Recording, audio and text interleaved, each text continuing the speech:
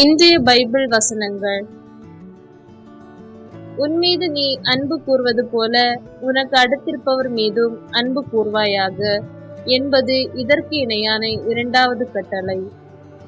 மத்தேயு அதிகாரம் 22 வசனம் 39.